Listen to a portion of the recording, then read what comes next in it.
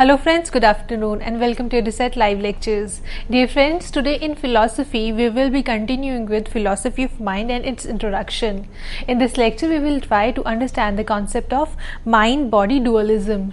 To discuss this topic we have with us our subject expert Dr. Ajay Verma. Dr. Verma is Associate Professor in Center for Philosophy, School of Social Sciences, JNU. Without further ado, I would like to welcome Sir to our studios and request him to start the lecture. Welcome, sir. Thank you, Good. Hello, viewers. So, as you're already aware, we have been talking about philosophy of mind in our last lecture. We tried to understand the broad issues, very broad issues that pertain to this particular area in philosophy, and some of these issues were basically the gist of those issues were that mind and body seem to have two very different kind of nature. They seem to be as if almost two very different kind of substances. So, but at the same time, there seems to be some kind of a necessary relationship between the two, and in order to explain our various, bodily functions, in order to explain, sort of several of our our sort of thinking processes and so on and so forth. So basic idea is that we seem to be a combination of two things, which is there seems to be some kind of a non-physical aspect to us, which basically pertains to what we call mind. Mind, our conception of mind has to be such that we have to, in a certain way, conceptualize mind as some kind of non-physical entity, but in that case, there is this manifest physical aspect of us. What is actually available to the other for actually what we stand for primarily is our physical body. I mean, we are there because we are apparent to others. Others can see us. Others can see us standing. Others can see us, walking down towards them. Others can see us sitting at a particular place. This is what basically constitutes, in a certain sense, our existence. But at the same time, we differentiate between, a person who is alive and the person who is not. So, a person who is alive is able to think. Is able to think about new ideas, and then those ideas, can be executed, and those ideas could be materialized, when they are acted upon. So as a human being, there is this physical aspect to us. And that physical aspect to us seems to be in a certain way governed by something that is non-physical in us, which is which we generally name as mind. So having understood this very broad sort of contours of what exactly we understand, what exactly actually constitutes the problematic that we study under the domain of philosophy of mind. So as pointed out earlier, after if we look at sciences, and science has its own methodology, where actually whenever we conceptualize something, whenever we think, whenever we sort of conceive of something, whenever we propose some kind of understanding of what is happening around us, then that we want to test the truth of those theories. Some of the earliest ways of understanding things was in terms of myths. Myths myths are myths in the sense that the very meaning of myth is that it's not supposed to be literally true. It is some kind of a literary device to bring certain realm to bring certain realm to the domain of our understanding. So myths kind of work through analogies and make something comprehensible to us, which otherwise seems to be not amenable to our understanding. So something that otherwise seems chaotic in appearance, something that otherwise would look disorderly, we try to understand through certain ideas, namely myths, and we try to have some kind of understanding of the variety of things around us. But when we work with myths, the question of the truth or falsity of it does not arise at all. We know that our way of understanding something is mythical in nature. It's just a device to put things in some kind of perspective for us. It's a device to put things in some kind of to make the otherwise chaotic universe to appear to us, to become amenable to our understanding in some orderly fashion. But myths don't make a claim to truth. But in sciences, this is not how we try to create an understanding about things. When we are talking about scientific method and the methodology of science, we want to have proper proof. We, whatever ideas, we may propose, whatever kind of an understanding we may propose about, different things around us, different phenomena around us, it has to be, it must be empirically provable. We must have some kind of an empirical proof for that. So, we may have certain ideas like why, say for example, the nature of light. Somebody might think the nature of light, is like wave. Somebody might think that the nature of light basically is, it's constituted of particles.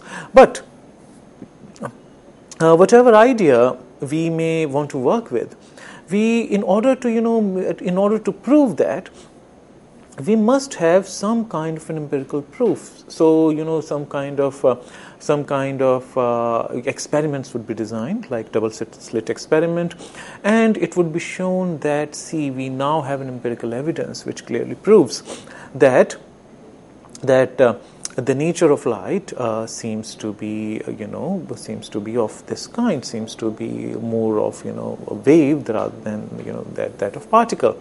So scientific understanding works on ideas which should be testable, which could be put to tests in the laboratory, and once we glean the evidence about certain ideas that we may have, earlier they would exist at the level of theories, but once we have proven them through certain empirical evidences, through certain experiments, then they are deemed as laws. They are deemed as true. Once we have a proof for them, then we can say, well, our what we had proposed about the world, about the nature of things, were actually turned out to be true. So therefore, this is now we could call it the law. I mean, the law that operates in nature. Now, so therefore, whatever we may talk about, so the under scientific method, what would be what should be understood as real, what should be deemed as real. So, under scientific method, real would be something that is observable, something that is palpable or amenable to senses. But the problem with that is after this point of time, if this is the limit to it, I mean these are the limits of the physical world. But if there is lot else that is happening inside us, there is lot else that constitutes the realm of discourse for us. So what constitutes what we call our lived experiences are also feelings, cognition, decisions, and so on and so forth. How and these all these entities like feelings, decisions, and so on and so forth, they have some kind of reality or the other. If we cannot say that our feelings are like should be relegated to the realm of unreal. Our sensory experiences should be relegated to the realm of unreal. They also constitute some significant entities for our lived experience. And that being the case, these notions, these other kind of entities, like feelings, like ideas, like concepts, and so on and so forth, they need to be accounted for.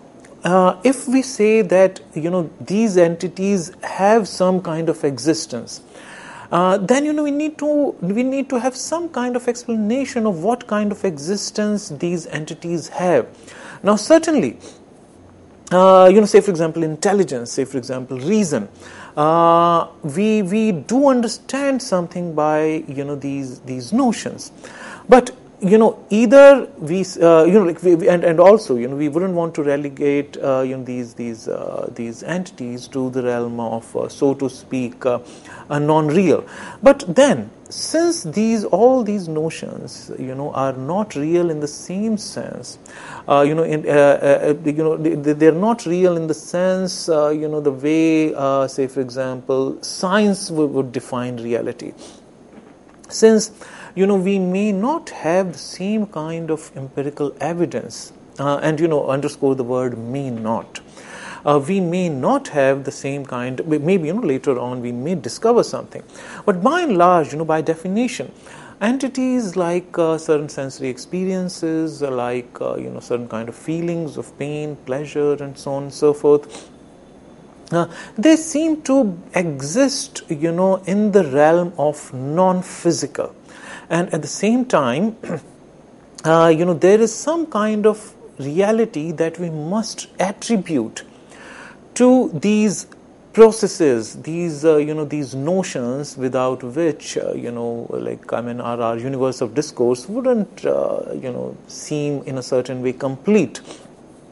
So, that being the case, we need to account for these notions which seem to be very much a part of our lived experience, which seem to be very much a part of human discourse, which seem to be very much a part of our life in general. Say, for example, the ethical decision making. It is about physical world, but decision making seems to be entirely a process that's happening inside us. I may be reflecting over some kind of situation about which I may have to, I have to take certain kind of decision.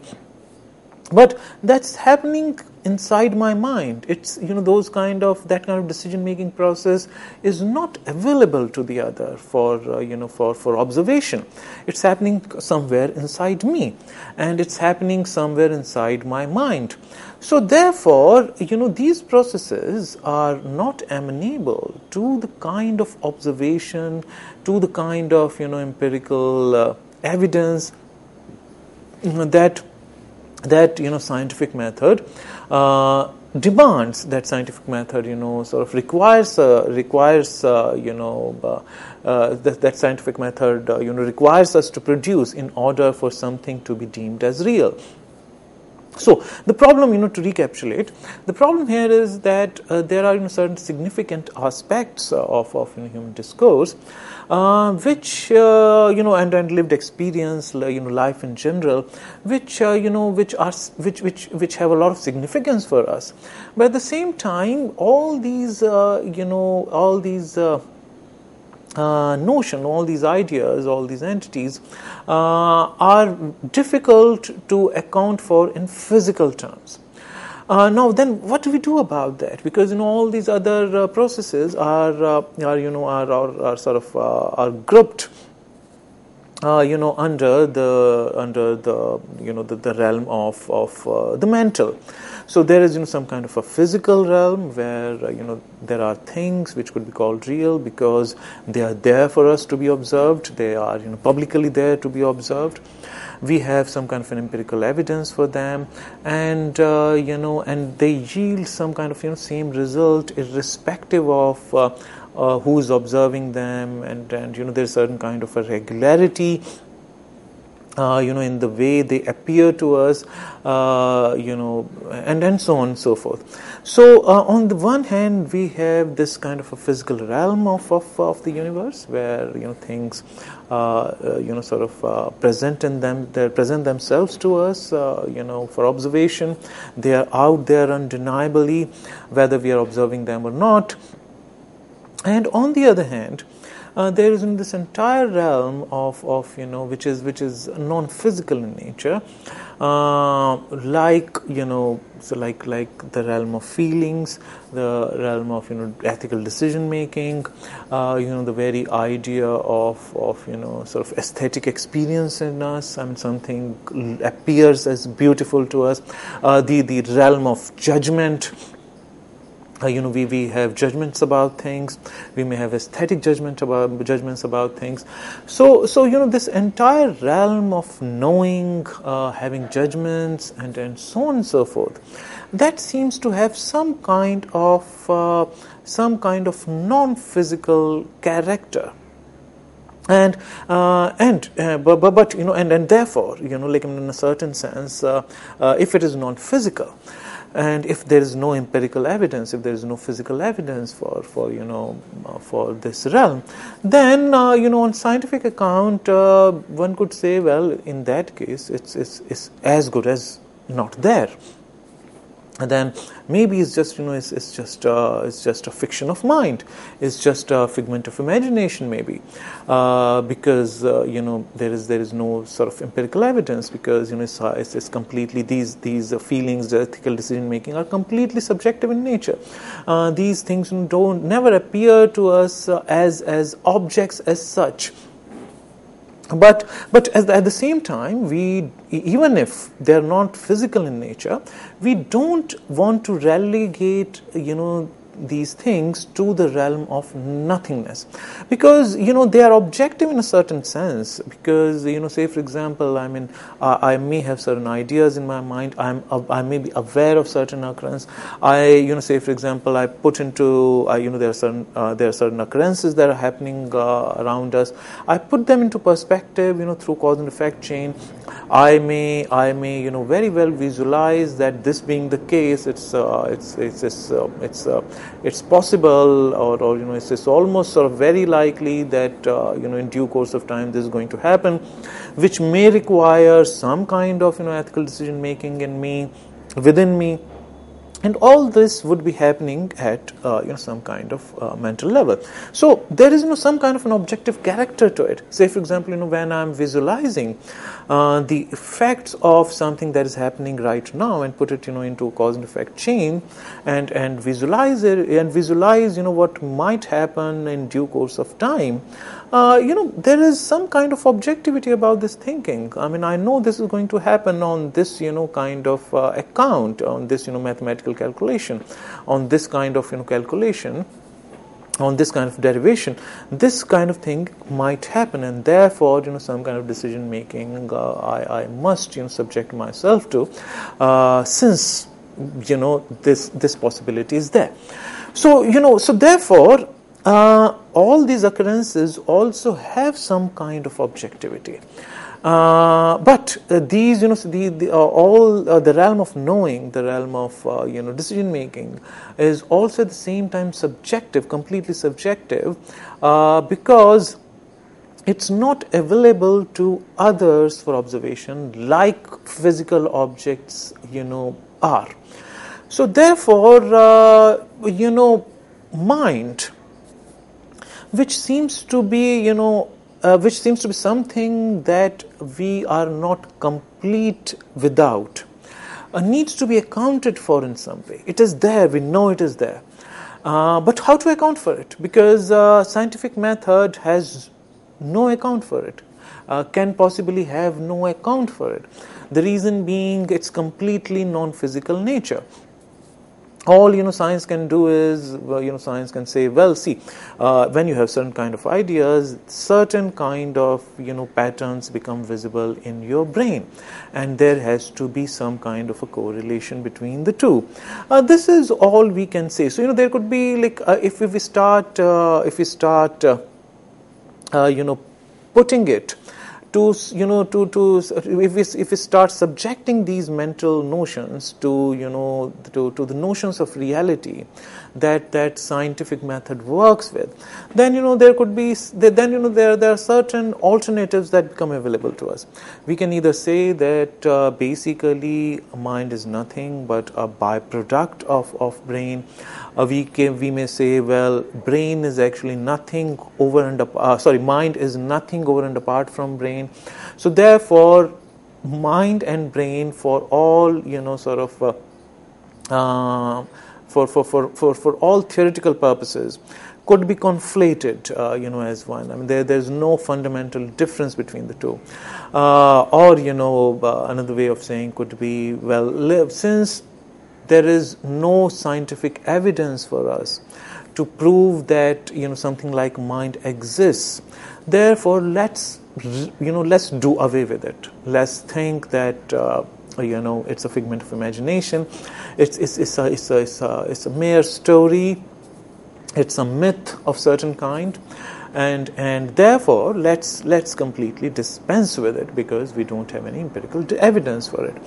So there could be these different there could be these different ways of theorizing about mind.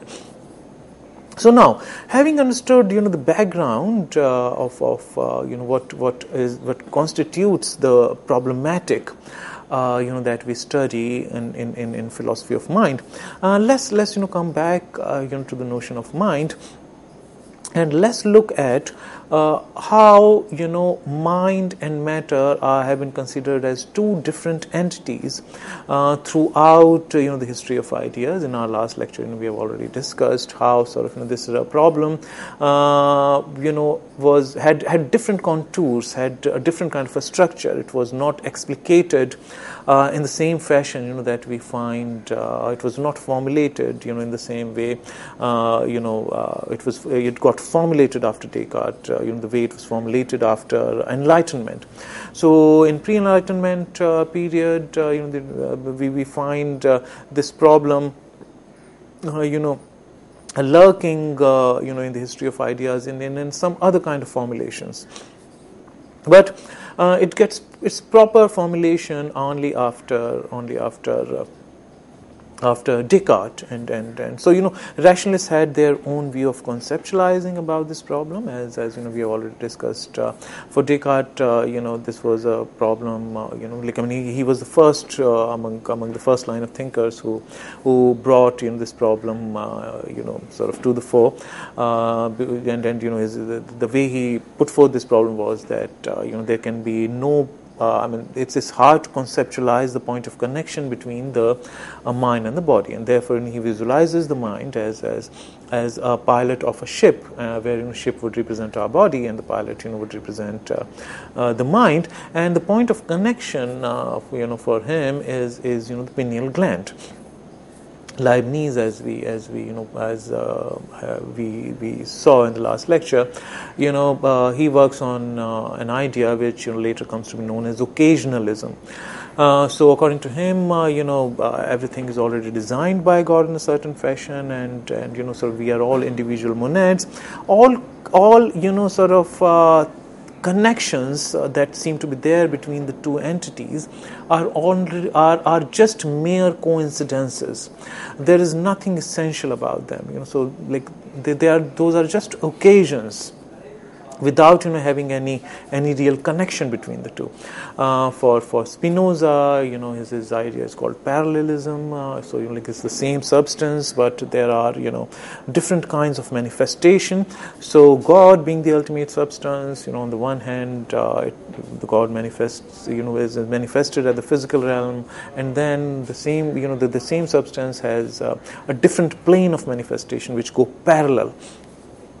But another kind of distinction, sort of from this point of view, is brought forth among the empiricists by Locke.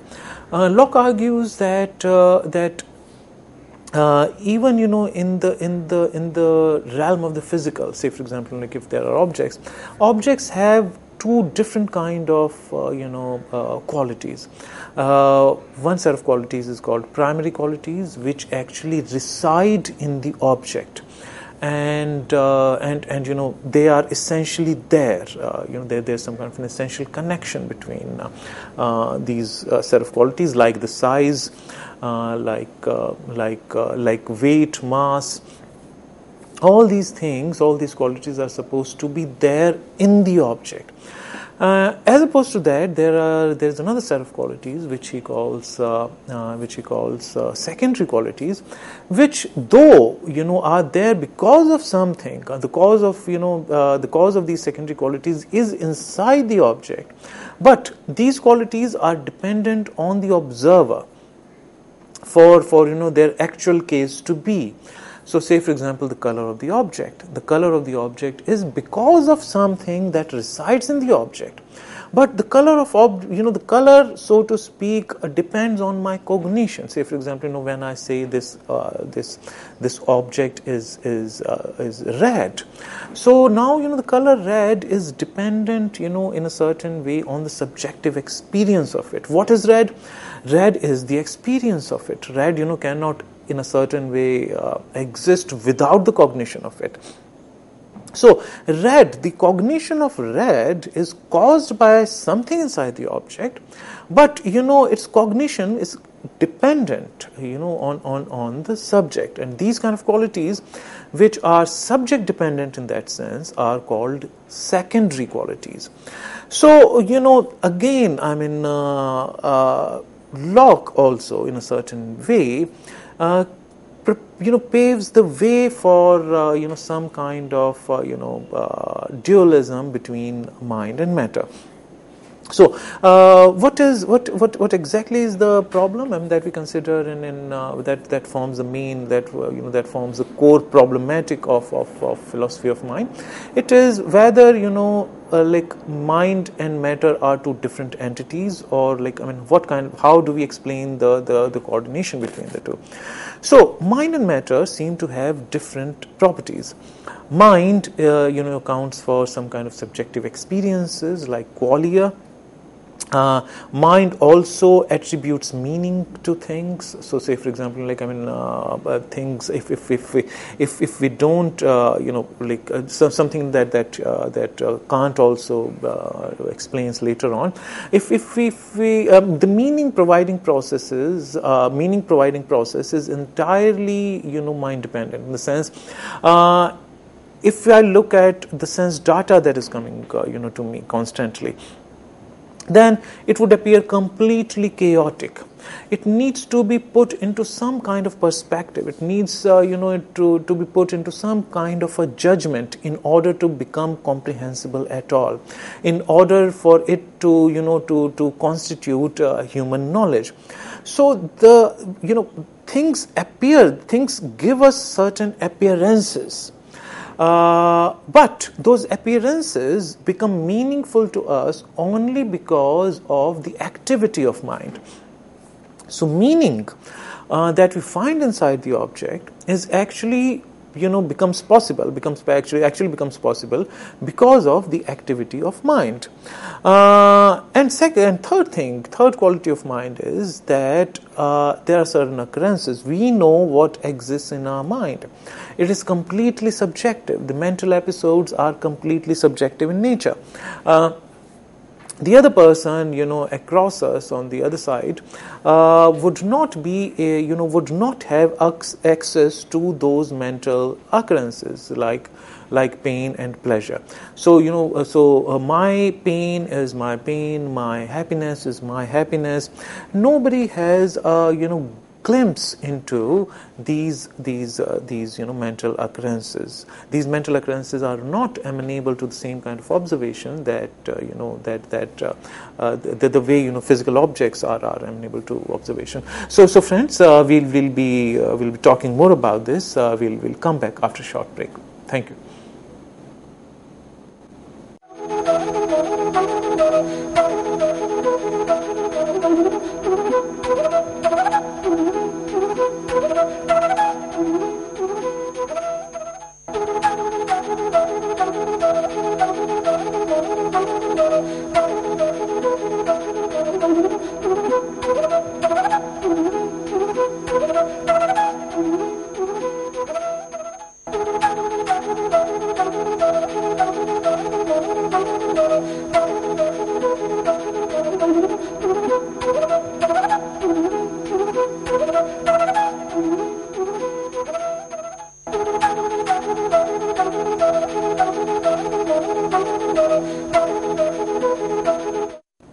Welcome back, viewers.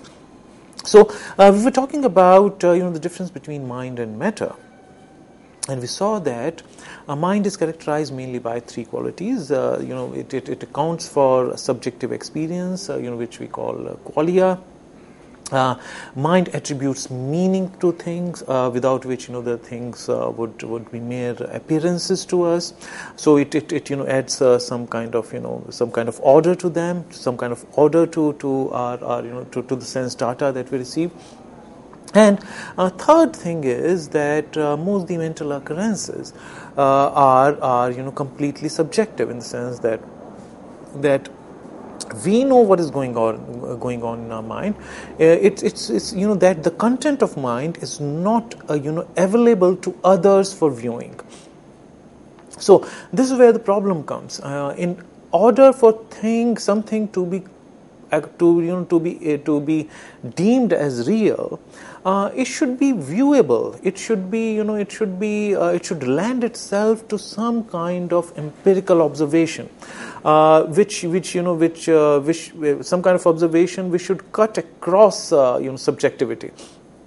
So, say for example, if a table is real, then irrespective of who is observing it, it should lend itself to some kind of observation. But the same kind of property, mental episodes don't seem to have. Therefore, in that sense, in that strict sense of the term real, real would be like in the sense that real is something which lends itself to empirical observation, irrespective of which subject is viewing that object. So that kind of observation we cannot have of the kind of objects that we have inside our minds.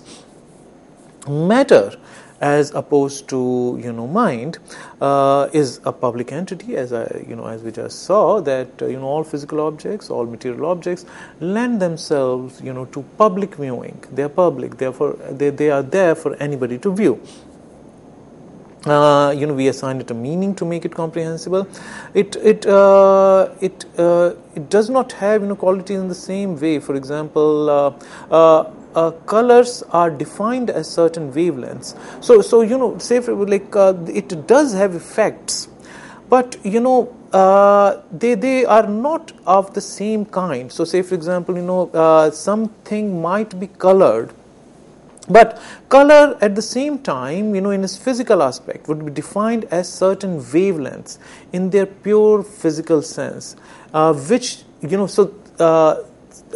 object would have properties which cannot be explained, which may appear to us in a certain way, which may cause certain kind of appearances in us. But those appearances, if reduced to the physical realm, then lost, a certain sense. Say, for example, in the color red, it means something to us. In our subjective experience, it accounts for certain kind of sensation in us, certain kind of sensation of red in us.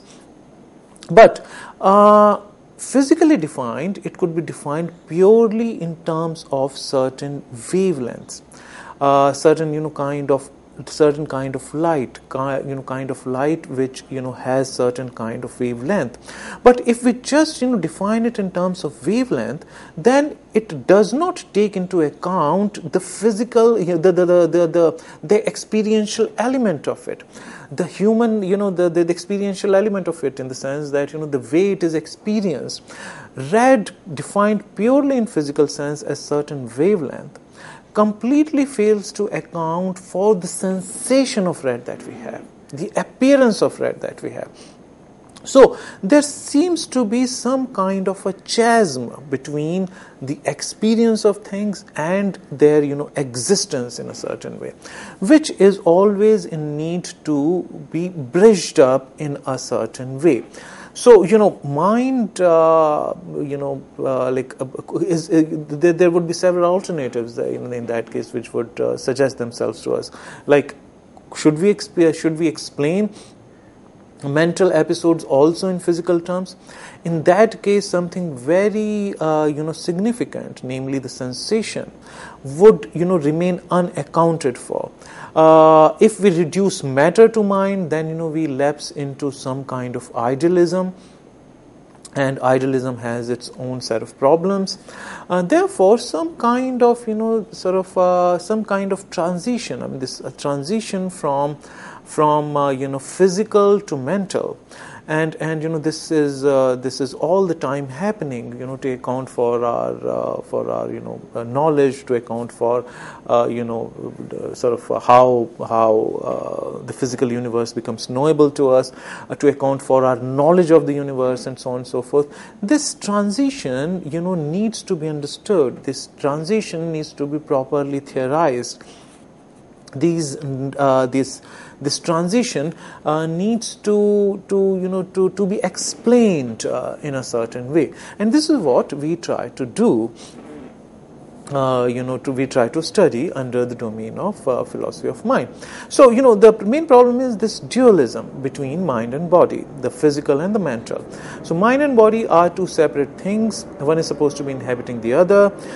This view, this view was also conducive to religious understanding of things, because in that case we could argue that there is some kind of non-physical realm which could transmigrate from one body to the other. So one way is to keep these two realms as completely separate, and sort of work in some kind of dualism. But that doesn't take us very far, though it could be more in keeping with the religious understanding of things. But then there are some other kind of problems that need to be accounted for. That, say, for example, only physical can account for affecting the physical. Non-physical cannot have some kind of effect on physical. But most of the times, religious ways of thinking, would tend to have such kind of beliefs where, we want to account for, we want to have certain kind of understanding which presumes that non-physical could have some kind of effect on the physical. But in philosophy, in science, it requires explanation. How could that be possible? Say, for example, telekinesis. Without touching something, you cannot move it. Without physically touching, you cannot move something. There has to be some kind of explanation. So only physical can have an effect in a certain way, on the physical. But mind is not physical by definition. Therefore, mind cannot affect the body. The two, have to be separate things. Now, what could be the possible replies to these, to these questions that that sort of appear almost, that seem to defy our intelligibility? One of the possible replies, to this question of mind-body dualism is something called epiphenomenalism. Epiphenomenalism. So, epiphenomenalism works on eliminating the need to explain how non-physical affects the physical entirely. So, according to epiphenomenalism, mind is an effect of the physical, but does not have in turn any effect on it. So, there are certain things. Say, for example, the broad way of understanding it could be that at times there some physical things may have some effects which may be non-physical in character, but these effects in turn may not have any effect on the physical. So in that sense, we may assume that mind results from some kind of chemical processes. Mind is a result of some kind of physis that we have, some kind of physics about us, some kind of physical constitution that we have. But in turn, mind may not affect the body. So it works only in one way. So mind is a result of the physical, is a result of the body in a certain sense. When certain chemicals combine in certain way, something called consciousness, something called mind comes into effect. Therefore, there is some kind of continuum from body to mind. Mind is an effect of the physical. But then the other side of the story is entirely sort of cut short by epiphenomenalism. They say that mind in turn may not have any effect on the body. Mind may be itself an effect of the body, but mind in itself may not have in turn anything to do with the body. So they have an explanation which goes one way through. But they don't want to, in that case, take into account, how mind sort of coordinates in turn with the body. Mind could be a result of the body, but then there is this other side of the story as well, that mind, in a certain way, seems to coordinate with the body as well. Say, for example, I take certain decisions. Say, for example, like in this way, it would be difficult to account for, say, for example, ethical decision making.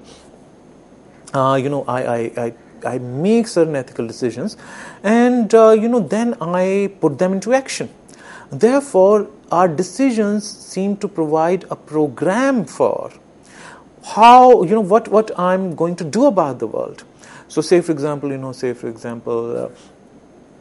all political leaders, they come along with they have certain idea of collectivity. They have a certain idea of how certain society should operate. They have certain notions of good and bad, and so on and so forth.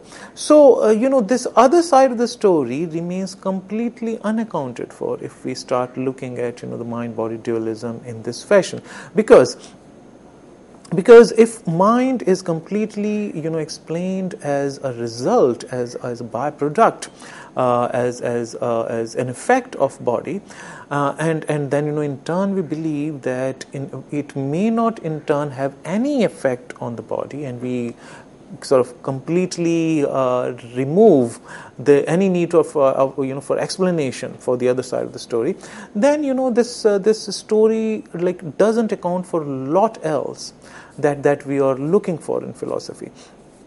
Ethical decision making requires execution of it, requires actual, requires our acting upon them. Say, for example, I mean, if there is a situation of war, we need to decide. We need to take some very, very important decisions. Say, for example, the bomb dropped on Nagasaki and Hiroshima. So before that, there must have been a proper, the meeting was held, as a matter of fact, under the presidentship of Truman, and certain decision was taken about the bomb to be dropped. So those decision making actually need to be reflected in sort of when we act upon them. So that means there is a clear there's this clear other side of the story as well, that it's not that body physical chemical process inside the body produce something, result in something that we call mind. But then mind in turn seems to have an effect on our body, which needs to be explained as well, which epiphenomenalism seems to completely ignore. This explanation seems to completely sort of not take into account the other side of the story. Now, having said that, let's look at the materialism aspect of this debate. Materialism aspect would mean believing that mind is just matter. This is one of the most dominant views, and also in a certain way most parsimonious view of mind. But there are a number of problems with this way of looking at it. Mind seems to be something more than mere physical thing. So there seems to be brain plus something we don't know what. So there seems to be brain and something more than brain, which together results in what we call mind. But if we have such kind of view, then it runs into the same kind of problems as there are with epiphenomenalism. If the mind arises from the brain, then it is a new creation, independent in itself, and it is no more reducible to it. If physics of brain can explain everything about physical movements of the body, then the very notion of mind becomes redundant, not solving any explanatory purpose. So just like in epiphenomenalism, mind would be just there arising out of body, but not serving any purpose. So there could be, if we believe that mind can be completely explained in terms of material content to it. So mind in that sense could be explained completely in terms of physical chemical processes that happen inside us.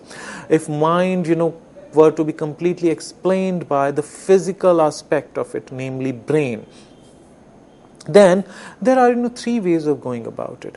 One is that we believe that there is something, there are some kind of processes happening, but mind overall is something more than brain.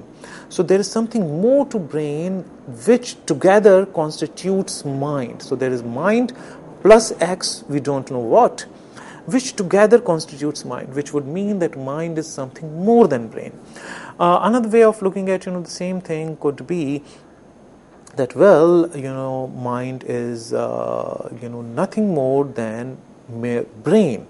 So for all practical purposes, for all purposes of explanation, we could say that brain is completely equal to mind. Mind is nothing more, nothing less than brain. So brain and mind are coextensive and also coterminous. The limits of mind are also the limits of brain. That means anything that happens inside our mind could be explained in some kind of neuron activity in the brain. So if there are certain kind of sensations happening, if there are certain kind of feelings happening inside our body, those episodes, those occurrences could be completely accounted for some kind of processes that go on inside our mind. So for all those purposes, we could say that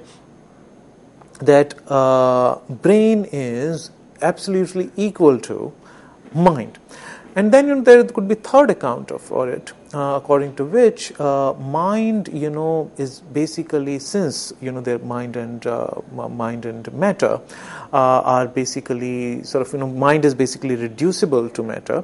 Mind can be completely explained in terms of matter. Therefore, mind is nothing but matter. And therefore, let's not talk about mind at all. And therefore, let's talk about therefore, let's talk about matter alone.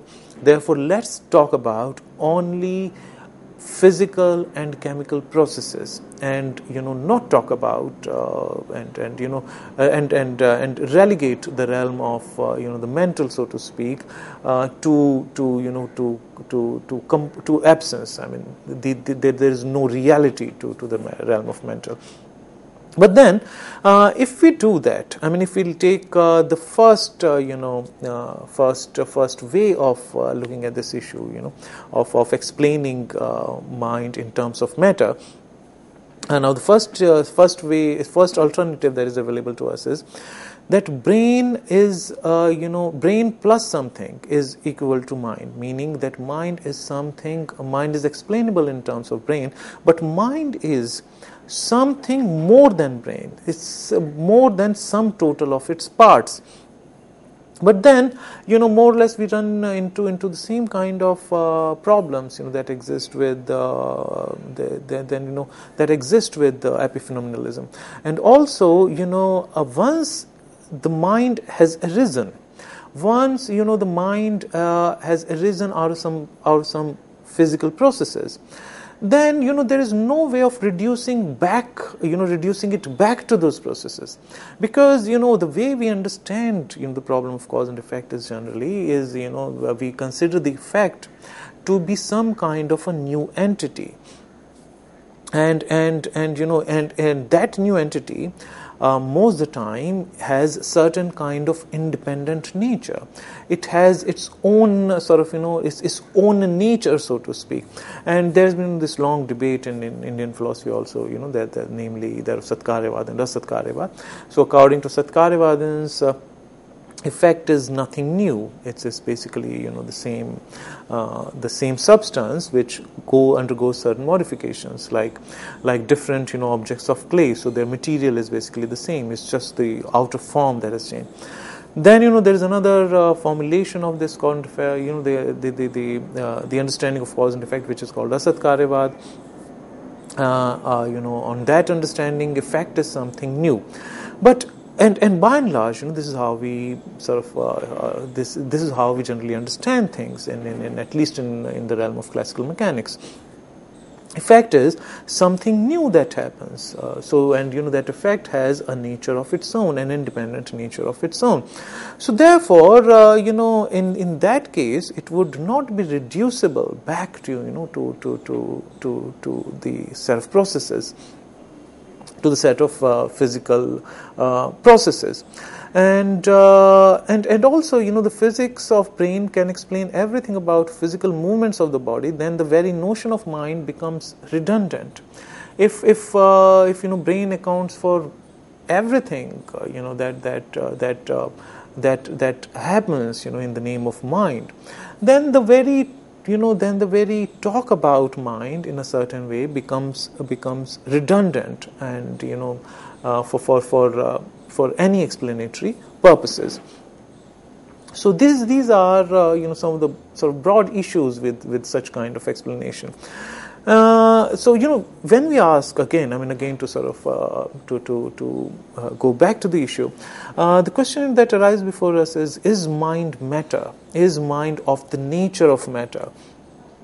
Maybe, another way of putting it could be, maybe mind is just nothing more than the brain or the matter, that is. But then how do we explain non-physical properties of the mind?